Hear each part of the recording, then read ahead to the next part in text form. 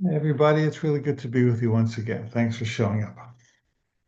Have you ever thought about the fact that sometimes when you don't know you can't do something, you end up doing it? I have found that in this sense, spiritually, ignorance is bliss, in the sense that when you don't know that you're limited, you end up being unlimited. I'd like to give you a few really cool personal examples of how this works in my life and the lives of those I've seen. So, for our holistic life coach training, we invite applicants to submit a photo of themselves. One lady sent a picture of her at an outdoor restaurant in Singapore, where she lives, and she was delivering a colorful plate of food to a table. So it was obvious to me that she was a waitress. A week later, I received an email from her saying, well, I don't know if I can participate in the webinars because the timing of your webinars for the training conflicts with my work. So I thought, well, that should be easy. You're a waitress. I said, well, why don't you just get somebody else to take your shift? She said, okay, I'll try. A week later, I hear from her. She says, well, it wasn't that easy, but I did it. She said, I don't know if you know it, but I am the assistant to the U.S. ambassador to Singapore. And I asked my boss if I can get off. He said, well, I'll get somebody else to take your shift. And I think if I had known that she had such a prestigious position, I wouldn't have just have said so casually, get somebody else to take your shift. I thought she was a waitress. So I didn't know what she couldn't do, but she ended up doing it. She ended up participating in the program, have a great time. At another time, I've always wanted to fly a plane. So when I was living on Maui, I saw an ad for a U-Fly plane trip around the islands. And the idea is they take you up in a little plane and you get to fly for a little while. I thought, well, that's really cool. So I signed up and we go to this airport and you get in a little Cessna with the instructor. I'm sitting there putting the seatbelt on. He says, well, okay, now here's how you take off. I said, well, I think I told you I have never flown before. He said, I know. He said, but just here's how you do it. Not so hard. So I thought, well, if he thinks I can take off, maybe I'll take off. So I did what he said. And of course, he helped me at the crucial moment. We took off. And we got up into the air. He said, well, here's how you fly. Okay, I can try that. We had a wonderful afternoon. We flew around Hawaiian Islands. We did a touch and go in Molokai. We saw the whales cavorting between Maui and Lanai. It was just like a glorious, glorious afternoon. And I actually flew most of the time with his aide. Comes time to land back in Kahului Airport, and it's really windy. He says, well, this is how you land. I said, well, it's really windy. He said, no, but this is how you land. So he showed me what to do, and I brought the plane in mostly for landing. At the final moment, he took over, of course. But but I had no idea I could fly. But the thing was, he believed in me. You understand? His vision of me was greater than my vision of myself. And so I stepped into his vision and I succeeded. So this is a really key principle here because how you think about yourself determines what turns out, and how you think about others determines how they turn out. Dale Carnegie said, give that person a fine reputation to live up to, which means talk about them in the way you would like them to be instead of the way you fear they are. Now, that applies not only to words, but it applies to thoughts. In other words, give that person in your mind a higher reputation to live up to than they have for themselves, and they will likely step into your higher vision. It's all about vision, it's all about commitment to knowing more than the obvious. This is all, of course, all my videos are about visionary living, about living beyond appearances. When my first book, The Dragon Doesn't Live Here Anymore, came out, I sent a copy to one of my favorite authors, Richard Bach. And he very kindly sent back a nice note. He said, thank you for the book, loved it, yada, yada. He concluded by saying, it seems as though the family of those of us who do not believe in appearances is a large one, which was the theme of all of his books as well. And the idea is that there are two groups of people we might simplify to say in the world, those that are stuck in appearances and those that have what I call X-ray vision, where you get to see beyond appearances into possibilities and potentials. And most people, sadly, are limited by the limits they've been taught. And of course, we're all taught limits as children. We were not born with limits. We were born innocent and free and happy and high and holy. And then people laid ideas over us. This is what black people do. This is what white people do. We're rich, we're poor. You must go into the family business. Do not do that occupation. Musicians never make any money, on and on. And really, by the time you're 4 or 5, you're stuck in your family's training or your religion's training or your culture's training. There's a wonderful song from the musical South Pacific. It goes, "You have to be taught. You have to be carefully taught by the time you are 6 or 7 or 8 to hate all the people your relatives hate. You have to be carefully taught."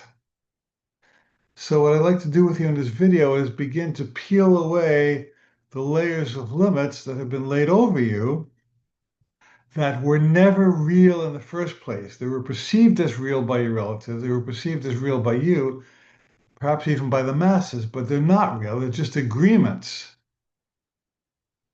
A lot of people in the middle of nowhere doesn't make it somewhere. In other words, a whole world agreeing on illusion does not make it real. See? Now, there's a true story from the annals of American education where a young teacher came to school on the first day of class, an elementary school teacher, and she looks through her roll book and she sees the kids' names with very high IQ numbers next to them, 135, 128, 140, 127. She thinks, my God, I finally got a great class. This is wonderful. They gave me smart kids. So she gave her kids challenging projects and free time, and she rewarded them, and she had a lot of fun with them, and the kids excelled. They all did really, really well. And by the time the first semester was over, they all got A's and A minuses and A pluses. The next day, the principal calls her into his office. "Miss Jones, what did you do with these kids?" "Well, what do you mean?" "Well, you took a group of the lowest functioning kids in the school and you turned them into geniuses." She said, "No, no, they're already geniuses." And she takes out her roll book. "Look, IQ 147. She said, "Miss Jones, those are not their IQ numbers. Those are their locker numbers." So she confused her locker numbers with her IQ, but she gave them a good reputation to live up to in her mind. And they filled the shoes that she put before them. Now, this has tremendous practical applications on a daily basis. For example, a diagnosis from a doctor or a psychiatrist. They put you in a box and a label, and you're supposed to live in that. Well, they don't always want you to, but they believe you will. So I heard a very beautiful story from a woman.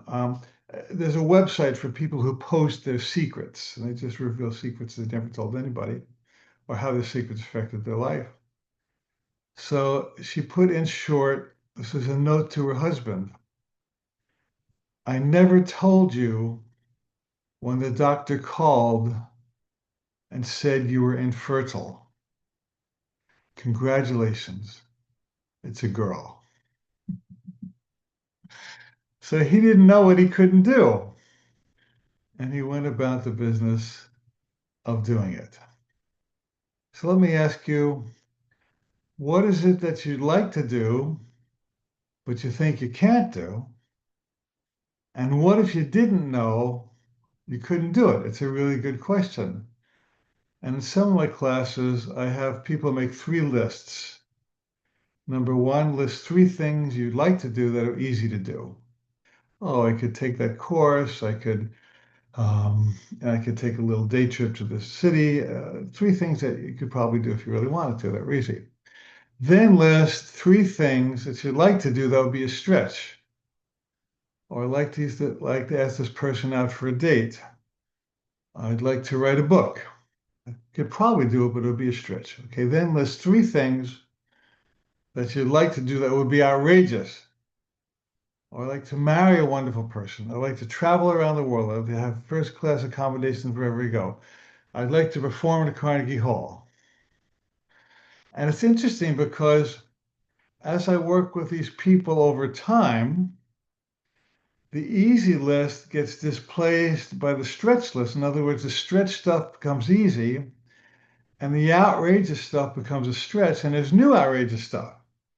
So basically, what we're doing is to push the envelope of our limits and to forget what we can't do so we can remember what we can do. So before we go on, I just want to remind you, speaking of doing what you really want to do, I have a wonderful program coming up starting in September.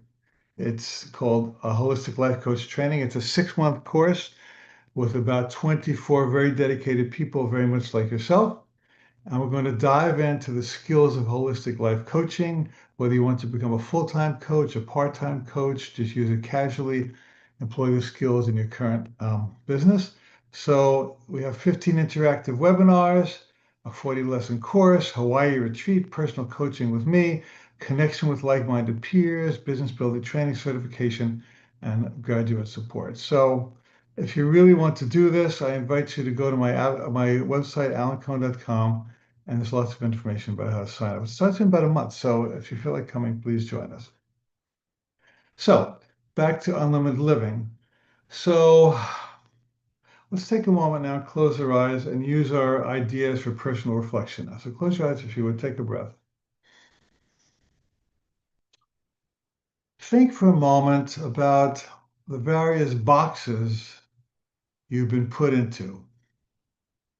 A male, a female, you're black or white, you're Jewish or Muslim, you're wealthy or not wealthy, you have certain physical abilities and certain physical disabilities. Notice how many boxes you live in that have been laid over you. You were not born with them. These are labels that were applied after the fact, and you adopted them and accepted them as if they were true.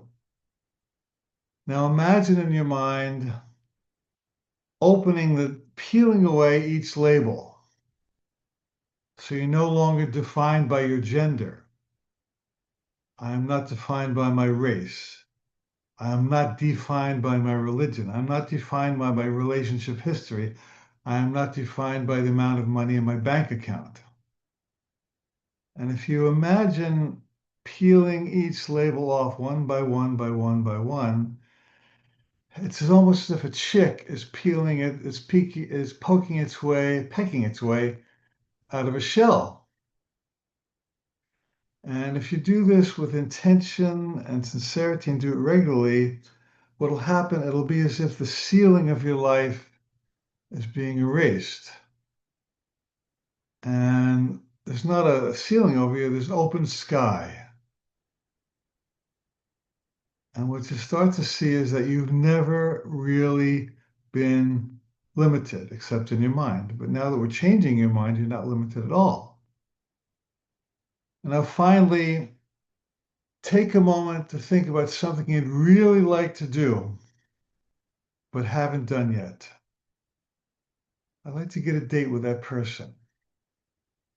I'd like to start a family. I'd like to have a profession that fills my soul with passion, that lets me really connect with people on a meaningful basis. I'd like to live in a place where I wake up and look out the window and go, wow, look where I live.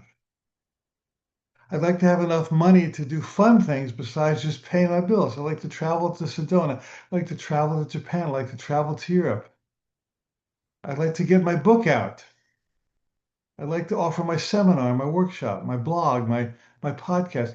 Oh my God, I deal with so many people who have so many wonderful visions. And guess what?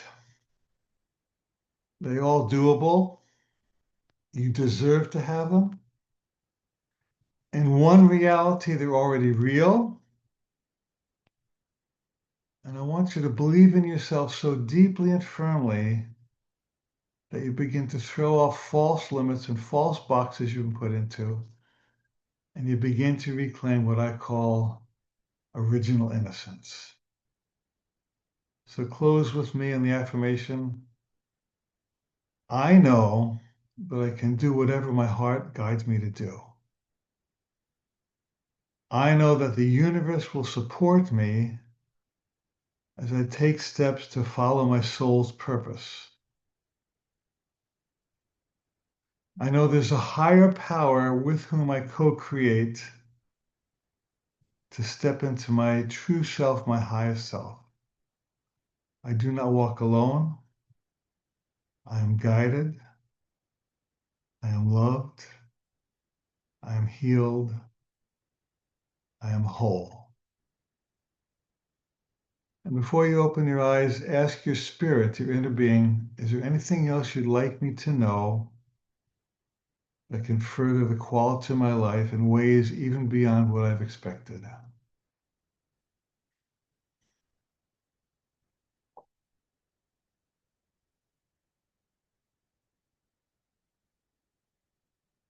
And at this very moment, God is speaking to your heart